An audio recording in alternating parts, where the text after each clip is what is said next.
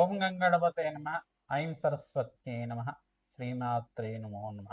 Yeah దేవి సర్వభూతేషు మాతృరూపేణ సంస్థితా నమస్తస్యై నమస్తస్యై నమస్తస్యై నమో నమ. ఓం నమ శివాయ. శివాయ గురవే నమ. క్లీం కృష్ణాయ గోవిందాయ గోపీజనవల్లభాయ శ్రీకృష్ణ పరబ్రహ్మణే పరంజ్యోతిషే నమ. క్రీం క్రీం మహాకాళికాయ నమ. ఓం నమో భగవతే కాళభైరవాయ నమో నమ. శ్రీరామ జయ రామ జయ జయ రామ రామాయ నమో నమ. జయ గురు దత్తాత్రేయాయ నమ. దురాన్ దత్తాత్రేయాయ నమ. యూట్యూబ్ ప్రేక్షకులకు అందరికీ కూడా నమస్కారం అండి. నేను పాలపర్తి గురునాథ శర్మ, జ్యోతిష్యం వాస్తు సిద్ధాంతిని.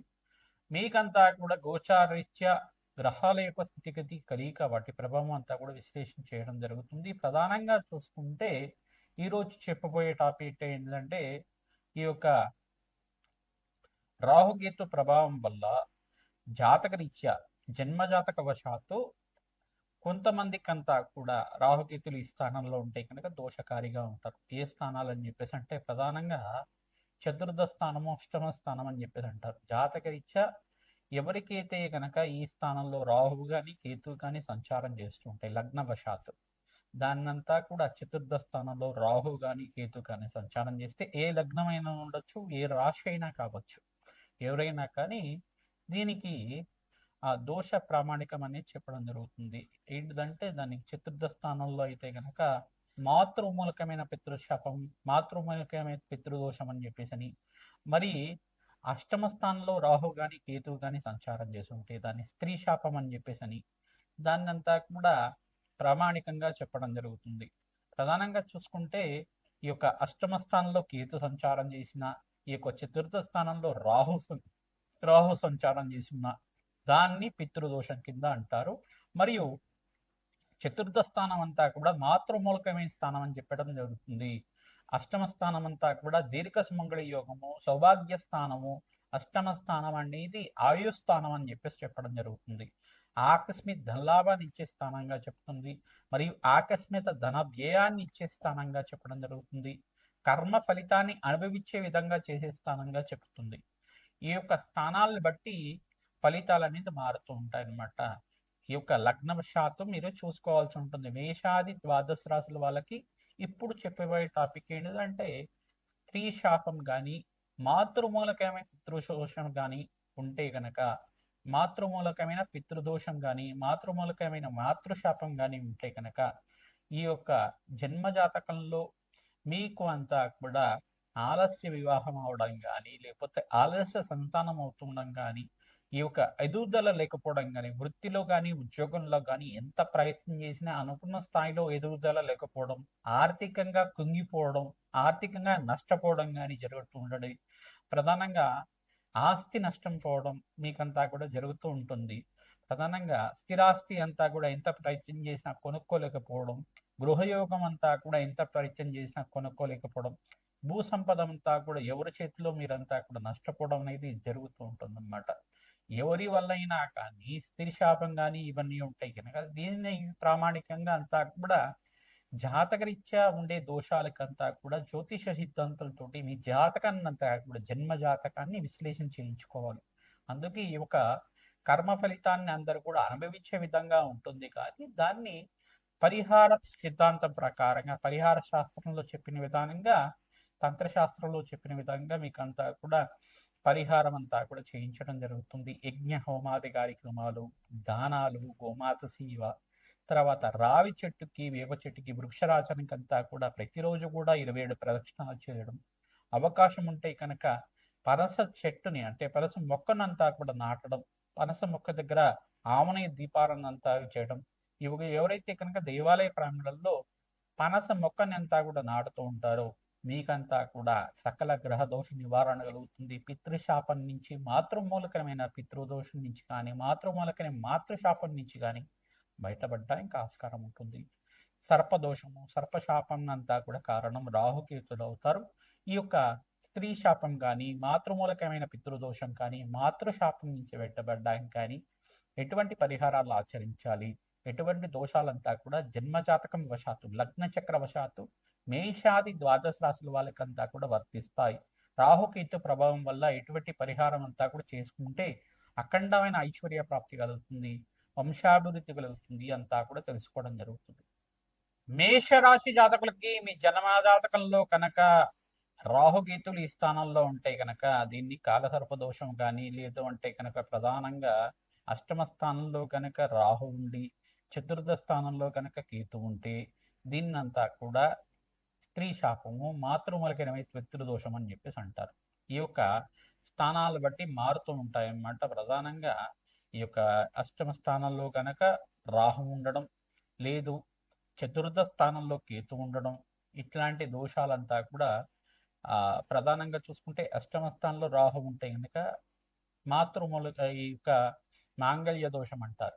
మరి ఈ యొక్క మాంగళ్య దోషానికి పరిహారం ఏంటిదంటే ప్రతినిత్యం కూడా మీరు సువాసిని అర్చన విధానం మంగళవారం రోజున, శుక్రవారం రోజున, గురువారం రోజున ప్రతినిత్యం కూడా ఆచరిస్తూ ఉండాలి. మంగళగౌరి దేవి ఆరాధన చేసుకోవడం, దీర్ఘ సుమంగళి యోగం కోసం అని చెప్పేసి ప్రతినిత్యం కూడా సువాసిని నోములు అనేది చేస్తూ ఉండడం వల్ల దీర్ఘ సుమంగళి యోగం సిద్ధిస్తుంది. అఖండమైన సర్వ సౌభాగ్యాలు లభిస్తాయి. జగన్మాత అనుగ్రహం వల్ల సర్వ శాపాల నుంచి పెట్టబడటానికి ఆస్కారం ఉంటుంది. దీర్ఘ సుమంగళి యోగం సిద్ధిస్తుంది. ప్రతినిత్యం కూడా రావి చెట్టు, వేప చెట్టు ప్రాంగణంలో ఆవునేతు దీపారాధన కానీ మీరంతా కూడా ప్రతినిత్యం కూడా చేయడం, ఖడ్గమాల స్తోత్రాన్ని పఠనం చేసుకోవడం వల్ల జన్మజాతకంలో ఉండే ఈ రాహుకేతులు అష్టమ స్థానంలో, చతుర్థ స్థానంలో ఉండే రాహుకేతు దోషాలంతా కూడా నివారణ అవుతుంది. ఈ యొక్క చతుర్థ స్థానం అంతా కూడా చూసుకుంటే మాతృస్థానం అంటారు. అష్టమ స్థానం అంతా చూసుకుంటే దీర్ఘ సుమంగళ యుగం మాంగళ్య స్థానం అంటారు.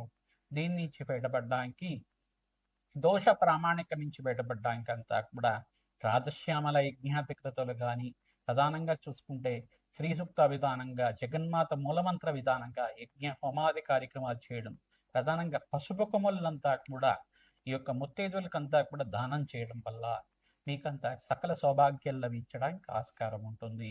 ప్రతినిత్యం కూడా గురు పుష్య యోగంలో ఎప్పుడైతే గురువారం పుష్యమి నక్షత్రం వచ్చిన రోజున ఈ యజ్ఞ యాగాది కథలు అంతా కూడా ఆచరించడం వల్ల సకల సౌభాగ్యం అంతా కూడా లభించడానికి, అష్టైశ్వర్య యోగం సిద్ధించడానికి ఆస్కారం ఉంటుంది. ప్రతినిత్యం కూడా ఈ పరిష్కారం ఆచరించండి. జగన్మాత ప్రీతికరంగా పసుపు కొమ్మల మాలనంతా కూడా ప్రతినిత్యం కూడా అమ్మవారి దేవాలయంలో గురువారం రోజున, పౌర్ణమి వేళల్లో, అమావాస్య వేళల్లో అంతా కూడా అమ్మవారికి ప్రీతికరంగా పసుపు కొమ్మల మాలనంతా కూడా హారంగా చేసి ఆ హారం అంతా కూడా అమ్మవారికి అలంకరణ చేస్తూ ఉండడం వల్ల, పసుపుతోటి ఆడించిన పసుపుతో అభిషేకం చేయించడం వల్ల, కూష్మాండ దీపాన్ని అమ్మవారి దేవాలయంలో తరచుగా వెలిగిస్తూ ఉండడం వల్ల మీ జన్మజాతకంలో ఉండే సకల గ్రహ దోష నివారణ అవుతుంది. మీరు ప్రధానంగా మీ జన్మజాతకంలో గనక సర్పశాంతి గనక ఉంటే గనక నాగేంద్ర స్వామి ప్రతిష్ట ఆచరించాలి. తద్వారా మీకంతా కూడా ఈ సకల గ్రహ దోష నివారణ కలుగుతుంది. ప్రతినిత్యం కూడా సుబ్రహ్మణ్య స్వామి కళ్యాణం అంతా కూడా దేవాలయ ప్రాంగణంలో ఆచరించాలి. తద్వారా మీకు మంచి ఫలితాలు కలుగుతాయి. కాలభైరవ స్వామి దేవాలయంలో ప్రతినిత్యం కూడా ఈ యొక్క భస్మాభిషేకం చేయించటం, పౌర్ణమి, అమావాస్య, గురువారం రోజున కానీ, ఈ యొక్క ఏకాదశి తిథుల్లో కానీ, అష్టమ తిథుల్లో కానీ, నవమి తిథుల్లో కానీ ప్రతినిత్యం కూడా ప్రదోష కాలంలో ఈ కూష్మాండ దీపాన్ని వెలిగించాలి.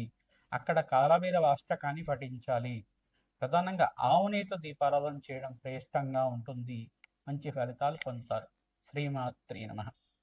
మేషాది ద్వాదశ రాశుల వాళ్ళకి ప్రధానంగా చూసుకుంటే చతుర్థ స్థానం గృహయోగం కోసం చెప్తుంది, స్థిరాస్తి కోసం, భూసంపద కోసం చెప్తుంది, మరియు ప్రధానంగా చూసుకుంటే స్థిర ఐశ్వర్యం కోసం కూడా చెప్తూ ఉంటుంది.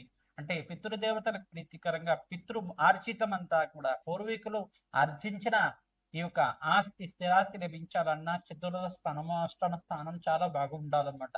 ఈ స్థానాలు కనుక రాహు కానీ, కేతు కానీ క్రీతీకృతమై లగ్నవశాతం ఉంటే గనక దానికి మాతృమూలకమైన పితృదోషం కానీ, మాతృమూలకమైన మాతృశాపం కానీ లభించడానికి ఆస్కారం ఉంటుంది.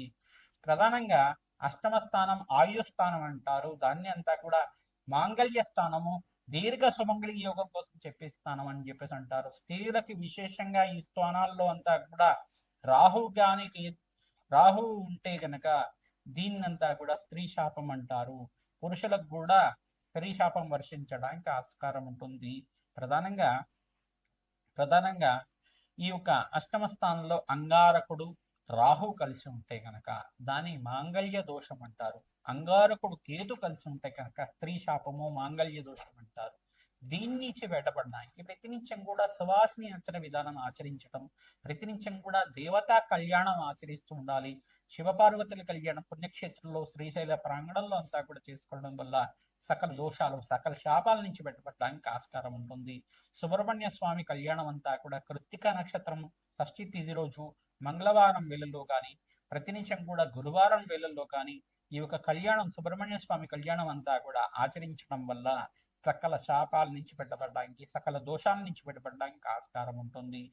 పుణ్యక్షేత్ర దర్శనాలు ఆచరించాలి. ప్రధానంగా దత్తాత్రేయ పుణ్యక్షేత్రాలు కానీ, ప్రధానంగా శ్రీకృష్ణ పరమాత్మ యొక్క పుణ్యక్షేత్రాలు కానీ, ఈ యొక్క అరుణాచలం పుణ్యక్షేత్రం కానీ, శ్రీశైల పుణ్యక్షేత్రం కానీ, కాశీపట్నం కానీ, ప్రధానంగా కాశీ పుణ్యక్షేత్రంలో కానీ మీరంతా కూడా అన్నదానం చేయించడం వల్ల, అభిషేక హోమాది కార్యక్రమాలు ఆచరించడం వల్ల సకల సౌభాగ్యాలు లభించడానికి ఆస్కారం ఉంటుంది. దేవి భాగవతాన్ని పారాయణం చేస్తూ ఉండాలి. సువాసిని అర్చన విధానం చేస్తూ ఉండాలి. దేవి భాగవతాన్ని అందరూ కూడా పారాయణం చేస్తూ ఉంటే కనుక ప్రవచనాల్లాగా వింటున్నా కానీ దేవి భాగవతంలో అమ్మవారి చరిత్ర అంతా కూడా ఉంటుంది. తద్వారా అమ్మవారి అనుగ్రహం అంతా కూడా శీఘ్రంగా లభిస్తుంది. మీకంతా కూడా సకల దోషాల నుంచి బయటపడి శీఘ్ర కళ్యాణ యోగం సిద్ధిస్తుంది. సకల శాపాల నుంచి బయటపడడానికి మీరంతా కూడా ఈ కార్యక్రమాలు చేయాలి. ప్రధానంగా శాంతి హోమాది కార్యక్రమాలు చేయాలి. ప్రధానంగా రాజశ్యామల యజ్ఞాధికృతులు, మాతంగేశ్వరి మూలమంత్ర జపాలు, తర్వాత బగలాముఖి శాంతి హోమాది కార్యక్రమాలు, కమలాత్మికాదేవి మూలమంత్ర జపాలంతా కూడా ఆచరించడం వల్ల జన్మ జాతకంలో ఎటువంటి ప్రబలమైన దోషాలు ఉన్నా కానీ పరిహారం అవడానికి ఆస్కారం ఉంటుంది. శ్రీమాత్రే నమః.